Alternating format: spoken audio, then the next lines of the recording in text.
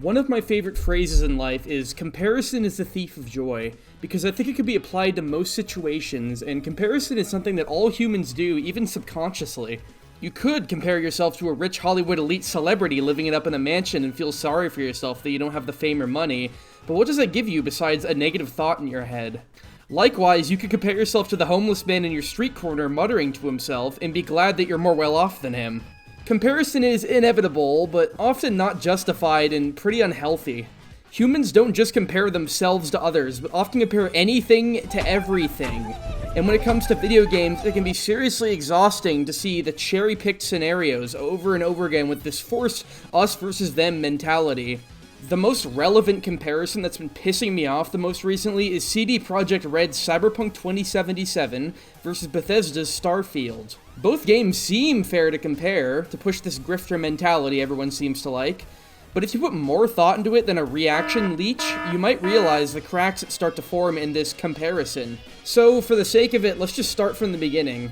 Well, everyone knows Cyberpunk is having one of the worst launches in recent history, but I'm not going to get into that because you either already know or you don't care. One thing I distinctly remember at launch is everyone comparing this so-called next-gen experience to other games to push the narrative that it's worse because of these small details that barely affect gameplay. I'm mostly talking about the Crobcat video here, which is one of my favorites of his actually, but he's not the only one. Like everyone, they just wouldn't stop.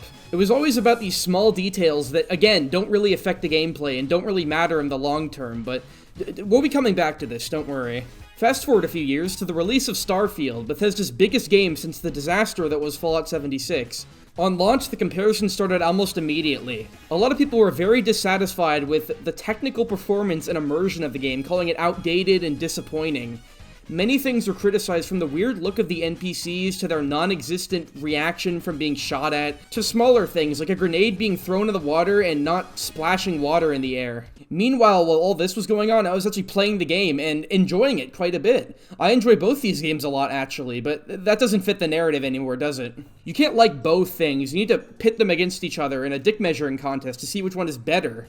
It's always a black and white mindset with this. You can't like both, you can't hate both, you have to like one and say the other shit. Almost immediately after launch, the Cyberpunk good, Starfield bad narrative started being pushed by every grifter and reaction cuck on social media, comparing the two games to each other in every way possible. After 3 years of updates, actually pushing the game into a pretty good state, many players, including myself, really warmed up to Cyberpunk after its awful launch. And in the same way, people were comparing other games like GTA 5 to Cyberpunk when it came out. People are now comparing Cyberpunk to other games. Starfield, basically. And you know what happens next. In 3 years, when Starfield starts getting more polished, people will be comparing Starfield to other games. And did you just see how exhausting this is? A lot of the comparisons make Starfield look bad and don't make any sense or are straight up unfair. Here's a few examples. Right off the bat, people were comparing the major cities in Starfield to Night City in Cyberpunk, even though Cyberpunk is a far less, exploration-based game that primarily takes place in that one city. So of course the city would be better, it'd be visually better, there'd be more going on. Of course they put a lot more effort into the city. It's like comparing Diamond City to Los Santos. Of course a game that takes place in a single city instead of the whole fucking universe would have better city shots that you can cherry pick. Keep that word in mind, by the way, cherry pick. Comparing the one major city in Cyberpunk to the dozens in Starfield is like bitching that Cyberpunk only has one city to visit, which makes it worse, of course. The two games are way less alike than you'd think. Your motherfucking ass, I'ma call my motherfucking back and I'ma tell the bitch that you follow my motherfucking car, bitch. I don't know what's up for you. Say you're a Tampa, Florida, bitch. I swear to God, there'll be a motherfucking Tampa on your ass in the morning. Another, probably even more common example is comparing how the dialogue is presented in the games. And I'll be honest, this is one of Starfield's weakest aspects. The immersive, moving, first-person cutscenes of Cyberpunk are essentially better in every way than the ones in Starfield. However, this is once again a situation of comparing two games that are not at all alike. Starfield is a very quantity over quality game where you can essentially do whatever you want. There's way more quests and a much larger variety of factions to join in side quest lines. Asking Bethesda to do polished cutscenes like Cyberpunk in every single dialogue interaction is just absurd considering how much content is actually in Starfield. If we had cutscenes like this for every single interaction in Starfield, we probably wouldn't have the game until 2030. The main story in the game is around the same length, about 30 hours or so. Well, while Cyberpunk does have a lot of side quests, it doesn't have, the detailed faction quests that Starfield has, and that's fine. The games are different in that way.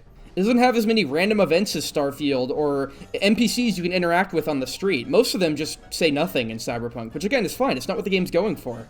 In essence, Cyberpunk just has a lot less dialogue in it, so animating the dialogue in this fluid way makes a lot more sense for a more story-driven game, while Starfield is more exploration-based. Well, I thought the awkward presentation of the dialogue in Starfield would be enough for people to start their mob mentality, but they also had to go out and start cherry-picking glitches and odd occurrences with the NPCs in Starfield, but yet conveniently left them out of Cyberpunk, which at launch had many of the same issues.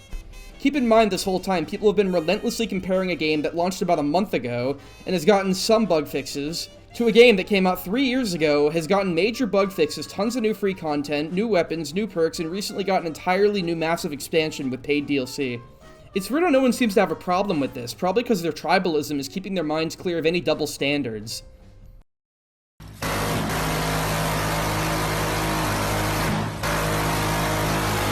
Cyberpunk has gotten massive AI improvements as well as tons of new weapons and abilities since launch, while Starfield still has a lot to offer, with its wide collection of space powers and ship combat, stuff that Cyberpunk doesn't have. In the same way that Cyberpunk has, cool cyberware abilities and stuff like that, stuff that Starfield doesn't have. Both are first-person shooters set in the future, so it seems fair to compare them, right? And in my opinion, yeah, it actually is. Too bad they're still cherry-picking.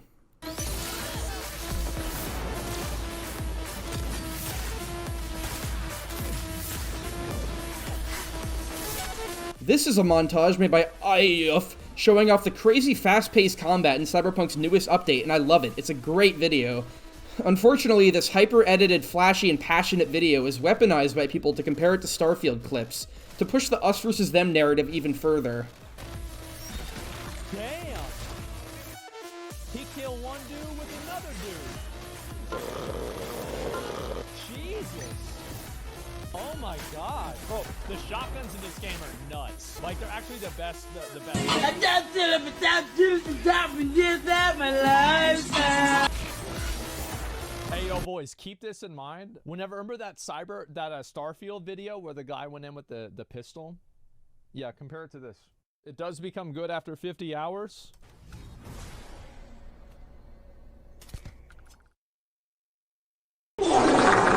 If you haven't noticed, I believe Asmongold is one of the main people pushing this narrative, with he essentially content farming this. I know his orbiters aren't really the smartest, so let me use my own example of why comparisons like this are incredibly childish.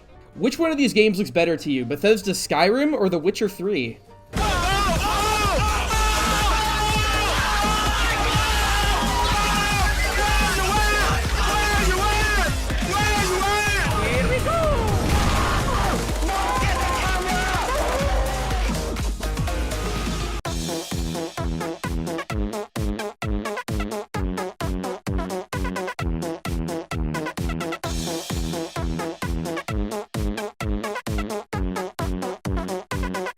I rest my case. Editing can do a lot.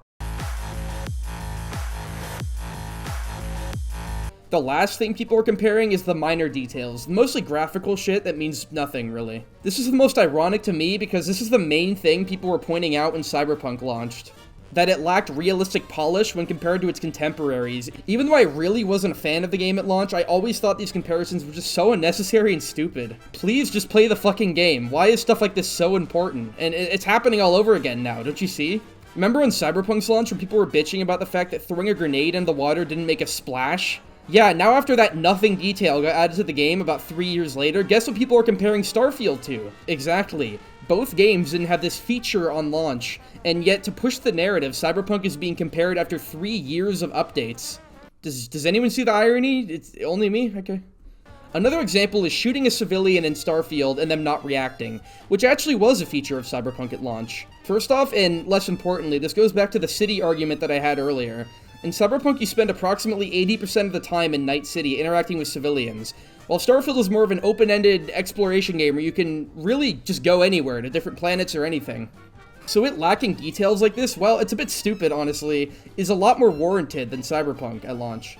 But more importantly, who the fuck cares? Just play the game, please. What effect does throwing a grenade in the water and having it not splash water in the air have on the gameplay? It might just be me, but I play games like this to enjoy them, not run around sniffing every wall texture, comparing them to Cyberpunk because Cyberpunk good, Starfield bad. So which one of these games is better to me? I don't care. I'll continue to play them both. I like them a lot. I like both of them. On the internet now, if you have an opinion like this, you're just a fence sitter. You have to pick sides. I've been mainly defending Starfield in this video because it seems like that's the side that most of the grifters have taken. I've seen others do it the other way around, and it's just as tiring.